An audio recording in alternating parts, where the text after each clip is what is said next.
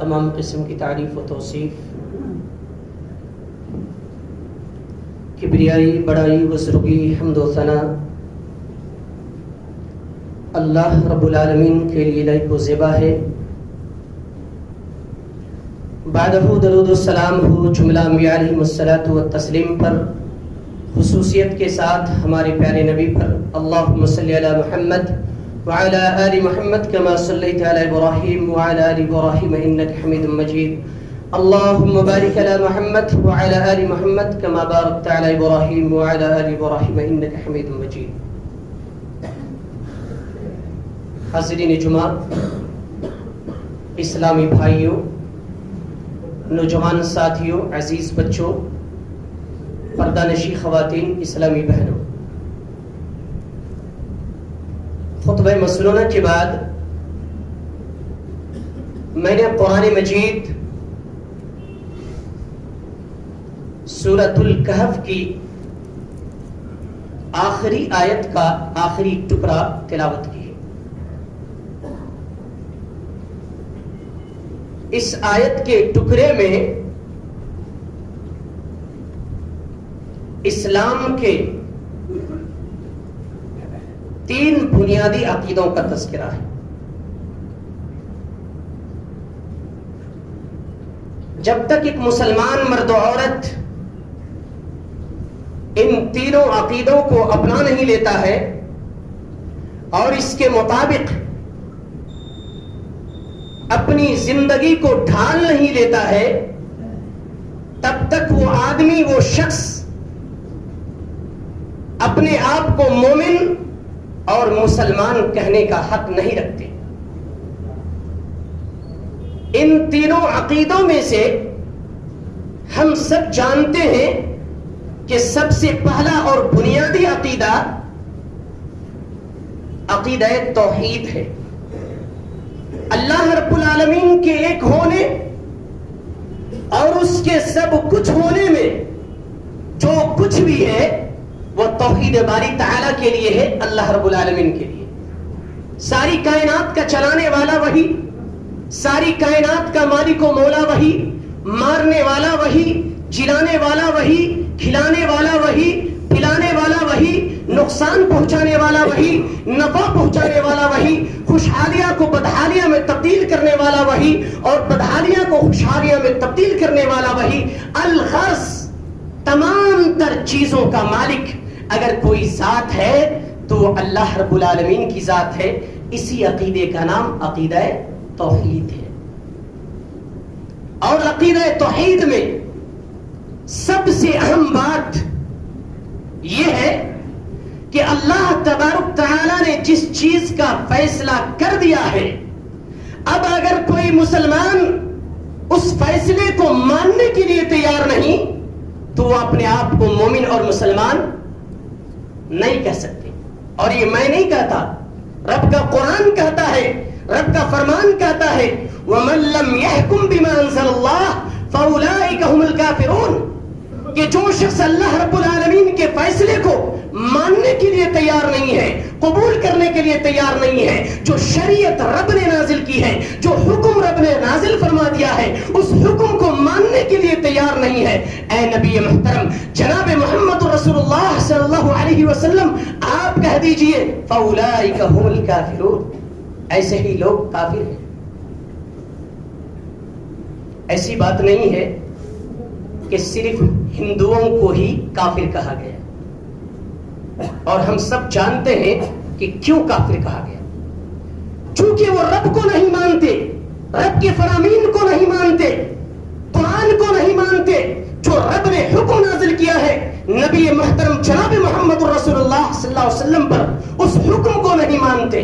اب اگر کوئی آدمی مسلمان ہے، اپنے آپ کو مومن کہتا ہے، اپنے آپ کو مسلمان کہتا ہے، لیکن وہ رب کے فرامین کو مان نہیں رہا ہے، اس لیے اللہ تبارک تعالیٰ نے کہا کہ ایسے لوگ کافر ہیں۔ کافروں کو ڈھونڈنے کی ضرورت نہیں ہے، کافر تو تمہارے پاس موجود ہے۔ اور اللہ تبارک تعالیٰ نے قرآن مجید سورہ یوسف کے اندر فرمایا ہے کہ وَمَا يُؤْمِنُ أَكْثَرُهُمْ بِاللَّهِ إِلَّا وَهُمْ مُشْرِكُونَ، کہ اکثر لوگ مسلمان ہوتے ہوئے بھی مشرک ہیں.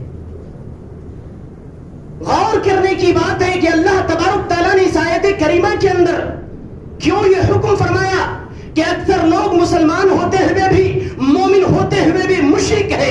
اس لیے فرمایا کہ اس نے رب کے فرامین کو نہیں مانا. اور اللہ نے کیا فیصلہ کیا ہے قرآن کے اندر؟ عقیدہ توحید بیان کر رہا ہوں. وَقَضَى رَبُّكَ أَلَّا تَعْبُدُوا إِلَّا إِيَّاهُ.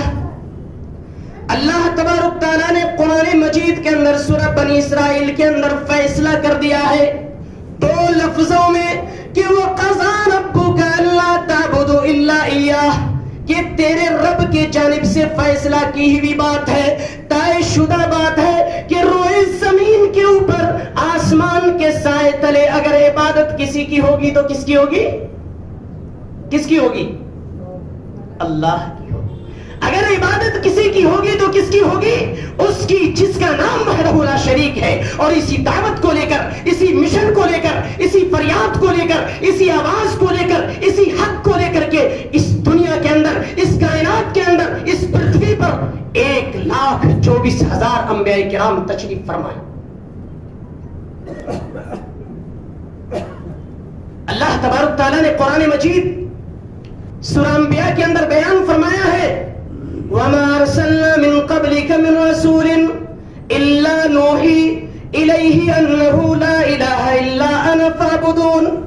اللہ تبارک تعالیٰ نے سورہ انبیاء کی اس آیت کریمہ کے اندر تمام اگلے پچھلے رسولوں کو جمع کر کے بیان فرما دیا ہے کہ ہم نے اس کائنات کے اندر، اس دھرتی پر، اس پرتھوی پر جتنے بھی نبیوں کو، جتنے بھی رسولوں کو، جتنے بھی پیغمبروں کو بھیجا ہے، سب کی ایک ہی دعوت تھی، ایک ہی مشن تھی، ایک ہی آواز تھی، لا الہ الا انا فاعبدون. کہ زمین و زمان میں، مکین و مکہ میں اگر عبادت کسی کی ہوگی تو کس کی ہوگی؟ اس کی جس کا نام اللہ ہے. اگر عبادت کسی کی ہوگی تو کس کی ہوگی؟ اس کی جس کا نام وحدہ لا شریک ہے. اب جب عبادت اللہ کی ہوگی تو عبادت کے جتنے بھی طریقے ہیں، عبادت کے جتنے بھی کام ہیں جس کو اسلامی شریعت نے عبادت کے کام بتائے ہیں، وہ کس کے لیے؟ بولیے، اللہ کے لیے. ایک مثال سے سمجھاتا ہوں. توکل علی اللہ، اللہ پر بھروسہ رکھنا، یہ عبادت کی ایک چھوٹی قسم ہے. آج ہم یہ سمجھتے ہیں کہ صرف نماز پڑھنا ہی عبادت ہے، روزہ رکھنا ہی عبادت ہے، حج کرنا ہی عبادت ہے، زکات دینا ہی عبادت ہے. نہیں میرے محترم اسلامی بھائیوں، اللہ پر توکل کرنا بھی عبادت ہے، اور یہ عبادت کی ایک قسم ہے. اور یہ توکل علی اللہ میں نے مثال کے طور پر اس لیے لیا ہے کہ ہمارے اوپر تھوڑی سی مصیبت آتی ہے، تھوڑی سی تکلیفیں آتی ہے، فوراً ہم اللہ کے در کو چھوڑ کر غیروں کے در پہ چلے جاتے ہیں، غیروں سے مانگتے ہیں، غیروں کے سامنے سوال کرتے ہیں، غیروں سے امیدیں وابستہ کرتے ہیں، غیروں کے سامنے دست دراز ہوتے ہیں، غیروں کو نفع و نقصان کا مالک سمجھتے ہیں. فوراً ہمارا بھروسہ اللہ سے اٹھ جاتا ہے اور نہ جانے ہمارا بھروسہ کہاں کہاں ماتھے ٹک رہا ہوتا ہے. اللہ تبارک تعالیٰ قرآن مجید کے اندر فرماتا ہے کہ وَعَلَى اللَّهِ فَتَوَكَّلُوا إِن كُنتُم مُؤْمِنِينَ. اگر تم اپنے آپ کو مومن ہونے کا دعویٰ کرتے ہو، اپنے آپ کو مسلمان کہتے ہو، تو اللہ پر بھروسہ کرو. بھروسہ کسے کہتے ہیں؟ ہجرت کے وقت اللہ کے نبی صلی اللہ علیہ وسلم اور حضرت ابو بکر رضی اللہ تعالی عنہ غار ثور کی گھاٹی میں پناہ گزین تھے. کفار مکہ آپ کے قدموں کے نشانات تلاش کرتے ہوئے بالکل آپ کے قریب پہنچ گئے. ایسے نازک موقع پر کس کے حواس بجا رہ سکتے ہیں؟ حضرت ابو بکر رضی اللہ تعالیٰ عنہ گھبرائے اور گھبرا کر اللہ کے نبی صلی اللہ علیہ وسلم سے سوال کیا، اے اللہ کے رسول اب کیا ہوگا؟ دشمن ہمارے بالکل قریب ہے، بلکہ غار کے دہانے پر ہے، اور تاریخ نگاروں نے لکھا ہے میرے بھائیوں، اگر دیکھ لیتے، لیکن اللہ نے انہیں توفیق نہیں دی، ہدایت نہیں دی۔ حضرت ابو بکر رضی اللہ تعالیٰ عنہ گھبرائے اور گھبرا کر اللہ کے نبی صلی اللہ علیہ وسلم سے کہتے ہیں اے اللہ کے رسول اب کیا ہوگا، ہم خوف کی حالت میں ہیں، خوف زدہ ہیں۔ اللہ کے نبی نے کیا فرمایا؟ لا تحزن ان اللہ معنا، کہ اے ابو بکر غم نہ کرو، اللہ ہمارے ساتھ ہے۔ جان کے لالے پڑے تھے، دشمن بالکل قریب موجود ہے، مصیبت کی گھڑی تھی۔ اللہ کے نبی صلی اللہ علیہ وسلم نے فرمایا گھبرانے کی ضرورت نہیں ہے، لا تحزن ان اللہ معنا، غم نہ کرو اللہ ہمارے ساتھ ہے۔ آج ہماری حالت کیا ہے، ہم مسلمانوں کی حالت کیا ہے؟ تھوڑی سی مصیبت آ گئی، تھوڑی سی تکلیف آ گئی، فوراً ہم گھبرا جاتے ہیں اور اللہ کے در کو چھوڑ کر اللہ سے بھروسہ ہمارا اٹھ جاتا ہے۔ نماز پڑھنا ہی عبادت نہیں ہے، روزہ رکھنا ہی عبادت نہیں ہے، زکات دینا ہی عبادت نہیں ہے، بلکہ اللہ پر توکل کرنا بھی عبادت ہے میرے بھائیوں۔ اور اس عقیدے میں، اس مرض میں، اس بیماری میں اکثر ہماری مائیں اور بہنیں مبتلا، ان کا عقیدہ تو فوراً باطل ہو جاتا ہے۔ ایک واقعہ رکھتا ہوں، دنیا جانتی ہے کہ جب اللہ تبارک تعالیٰ نے حضرت ابراہیم علیہ السلام کو حکم دیا کہ اپنی بیوی اور اپنے بچے کو مکہ کے سنسان وادی میں چھوڑ آؤ، اس وقت نہ وہاں کوئی آبادی تھی، نہ کوئی جانور موجود تھا، نہ چرند و پرند، نہ اناج اگتا تھا، نہ پانی ہی موجود تھا۔ حضرت ابراہیم علیہ السلام اللہ کے حکم پر میرے بھائیوں اپنی بیوی اور اپنے بچے کو چھوڑ آتے۔ جب حضرت ابراہیم علیہ السلام رخصت ہونے لگے تو حضرت ہاجرہ نے کہا کہ آپ ہمیں یہاں کس کے حوالے کر کے جا رہے ہیں؟ میں اسلامی خواتین کے لیے یہ واقعہ بیان کر رہا ہوں کیونکہ انہیں بہت جلد اللہ سے بھروسہ اٹھ جاتا ہے۔ حضرت ہاجرہ سے حضرت ابراہیم علیہ السلام کہتے ہیں کہ میں تمہیں اللہ کے حوالے کر کے جا رہا ہوں۔ حضرت ہاجرہ نے کیا کہا؟ حضرت ہاجرہ نے کہا کہ اذن لا یضیعون اللہ ابدا، اے میرے شوہر اگر آپ مجھے اللہ کے حوالے کر کے جا رہے ہیں، اللہ ہمیں برباد نہیں کرے گا۔ پانی موجود نہیں، چرند و پرند موجود نہیں، جانور موجود نہیں، انسان کی کوئی آبادی نہیں، جچیل میدان ہے۔ قرآن نے وادی غیر ذی زرع سے تعبیر کیا ہے، جہاں کوئی اناج نہیں اگتا تھا، تنے تنہا، اور اللہ کے حکم پر حضرت ابراہیم علیہ السلام نے حضرت ہاجرہ کو اور اپنے بیٹے اسماعیل کو چھوڑ دیا اور کہا میں تمہیں اللہ کے حوالے کر کے جا رہا ہوں۔ کہا اذن لا یضیعن اللہ ابدا، آپ جا سکتے ہیں، اللہ رب العالمین ہمیں برباد نہیں کرے گا۔ مصیبت کی گھڑی تھی، تکلیف کی گھڑی تھی، لیکن گھبرایا نہیں، اللہ پر بھروسہ کیا۔ اور آج تھوڑی سی مصیبت آتی ہے، تھوڑی سی تکلیف آتی ہے، ہم فوراً گھبرا جاتے ہیں، اللہ سے ہمارا بھروسہ اٹھ جاتا۔ اللہ نے قرآن مجید کے اندر فرمایا ہے میرے بھائیوں وَعَلَى اللَّهِ فَلْيَتَوَكَّلِ الْمُؤْمِنُونَ، اگر تم اپنے آپ کو مومن ہونے کا دعویٰ کرتے ہو، اپنے آپ کو مسلمان کہتے ہو، تو اللہ پر بھروسہ کرو۔ اور اللہ پر بھروسہ کرنا معمولی عبادت نہیں ہے، معمولی عمل نہیں ہے۔ اللہ کے نبی جناب محمد رسول اللہ صلی اللہ علیہ وسلم نے جن خوش نصیبوں کے بارے میں یہ بیان فرمایا ہے کہ بغیر حساب و کتاب کے جنت کے اندر داخل ہوں گے، ان میں ایک شخص وہ بھی ہوگا جس نے اللہ پر بھروسہ کیا، اللہ پر توکل کیا۔ کتنا بڑا عمل ہے۔ حضرت ابن عباس رضی اللہ تعالیٰ عنہ بیان فرماتے ہیں اللہ کے پیارے نبی جناب محمد رسول اللہ صلی اللہ علیہ وسلم نے فرمایا کہ مجھ پر سابقہ امتیں پیش کی گئی، میں نے ایک نبی کو دیکھا، اس کے ساتھ چند افراد ہیں، پھر میں نے ایک نبی کو دیکھا، اس کے ساتھ محض 2 افراد ہیں، پھر میں نے ایک نبی کو دیکھا، اس کے ساتھ کوئی بھی نہیں، پھر مجھے ایک بہت بڑی جماعت دکھلائی گئی، ایک جمع غفیر دکھلائی گئی۔ میں نے یہ گمان کیا، میں نے یہ خیال کیا کہ شاید یہ میری امت کے لوگ ہیں۔ پھر مجھے بتایا گیا کہ یہ موسیٰ علیہ السلام اور اس کی قوم کے لوگ ہیں. پھر مجھے کہا گیا کہ آپ ذرا اس افق کی جانب دیکھیں. میں نے دیکھا ایک بہت بڑی جماعت. پھر مجھے کہا گیا کہ آپ دوسرے افق کی جانب دیکھیں. میں نے دیکھا ایک بہت بڑی جماعت. پھر مجھے کہا گیا اے اللہ کے نبی یہ آپ کی امت کے لوگ ہیں اور ان میں 70,000 افراد ایسے ہیں جو بغیر حساب و کتاب کے جنت کے اندر داخل ہوں گے. اللہ کے نبی صلی اللہ علیہ وسلم یہ بیان فرمائے, اٹھ کھڑے ہوئے, گھر تشریف لے گئے. اب صحابہ کرام رضی اللہ تعالی عنہم غور و خوض کرنے لگے کہ وہ کون لوگ ہوں گے جو بغیر حساب و کتاب کے جنت کے اندر داخل ہوں گے. کسی نے کہا کہ وہ صحابہ کرام رضی اللہ عنہم کی جماعت ہوگی. کسی نے کہا نہیں, یہ وہ لوگ ہوں گے جن کی ولادت اسلام پر ہوئی اور کبھی شرک نہیں کیا. کسی نے کچھ اور رائے ظاہر کی. اچانک اللہ کے نبی صلی اللہ علیہ وسلم تشریف لائے اور اللہ کے نبی صلی اللہ علیہ وسلم نے فرمایا کہ تم لوگ کس چیز کے بارے میں غور و خوض کر رہے ہو, کیا سوچ رہے ہو؟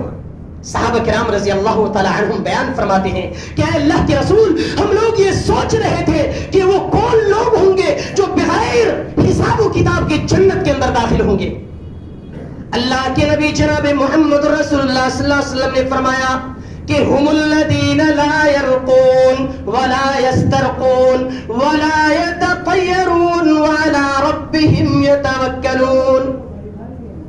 حدیث پر غور کیجیے. اللہ کے نبی نے فرمایا کہ جو نہ دم کرتے تھے, جو نہ دم کرواتے تھے اور نہ بدشگونی لیتے تھے. آج ہم مسلمانوں کی حالت کیا ہے؟ ہم ادنا سی چیز اگر کوئی ہمارے سامنے آ جائے ہم اس سے بدشگونی لیتے ہیں. اور حد تو یہ ہے, ایک جانور بلی, ہم راستے پر جا رہے ہیں, یہ مسلمانوں کا عقیدہ ہے میرے بھائیوں.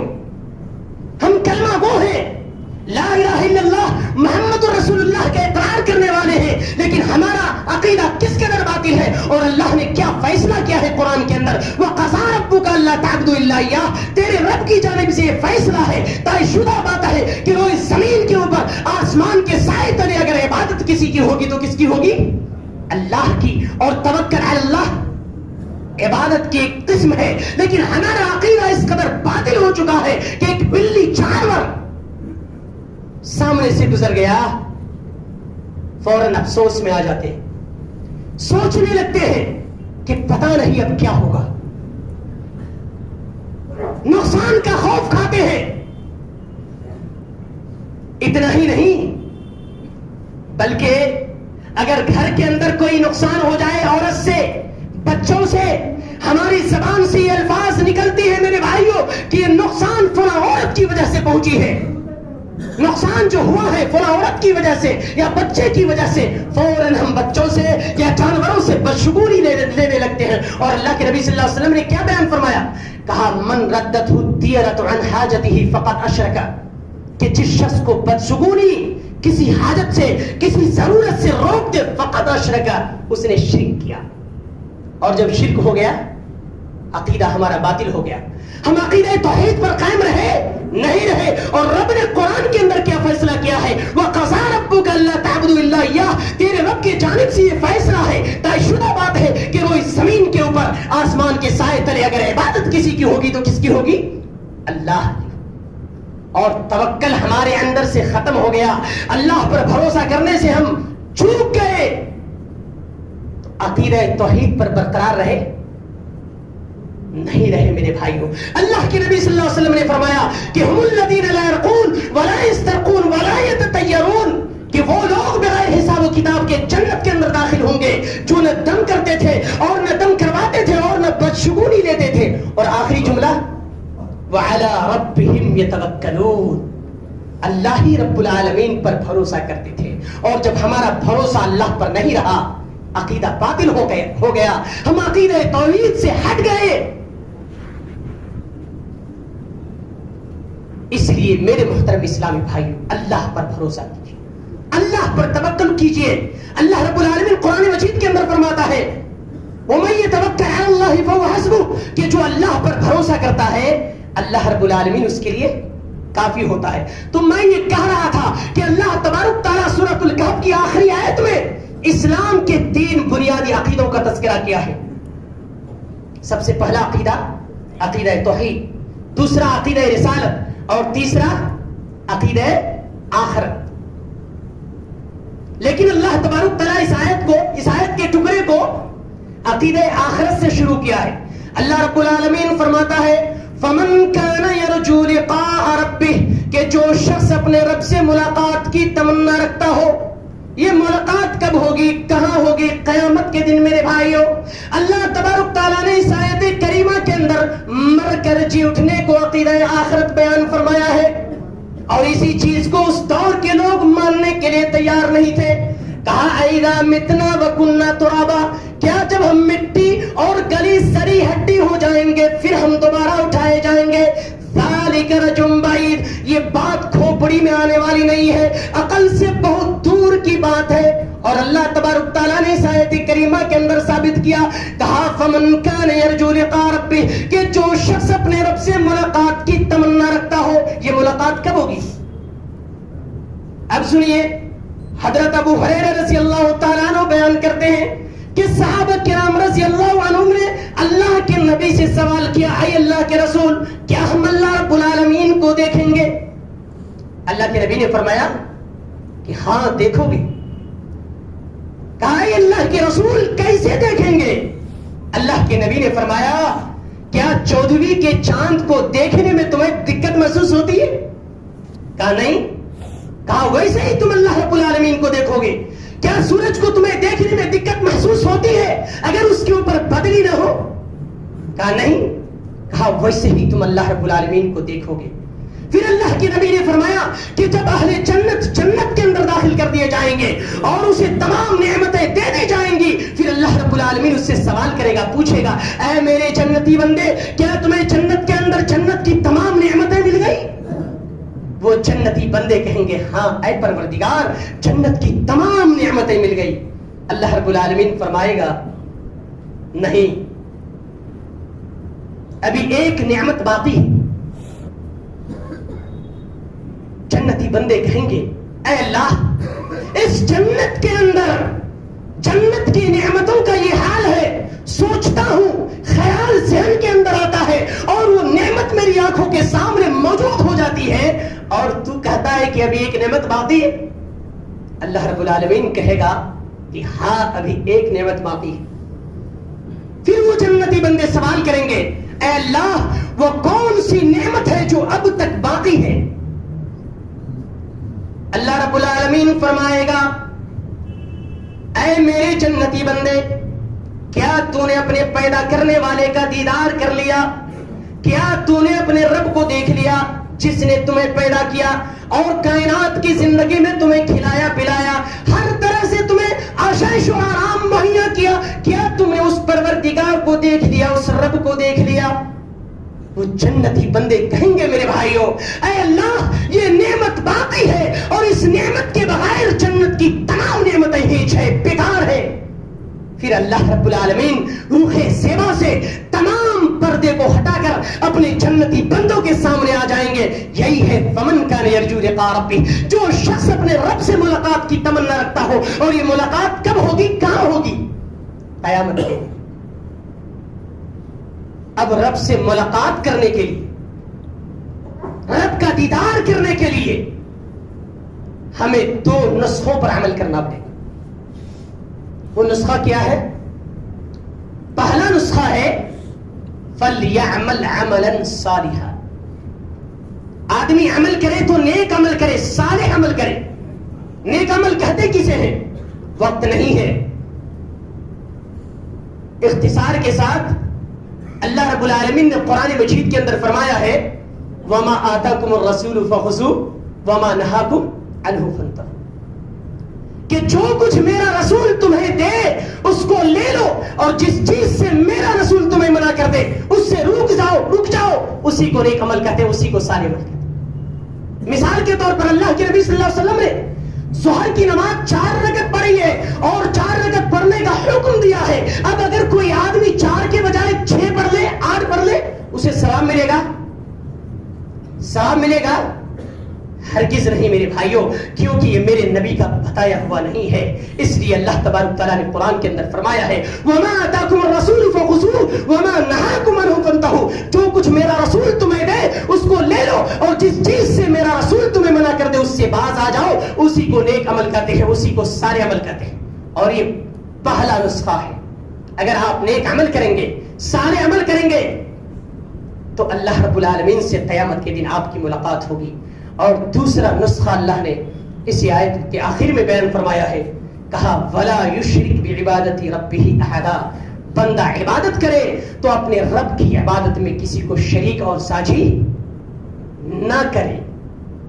جو میں نے پہلے بیان کر دیا عقیدہ توحید. تو یہ دو نسخہ ہے.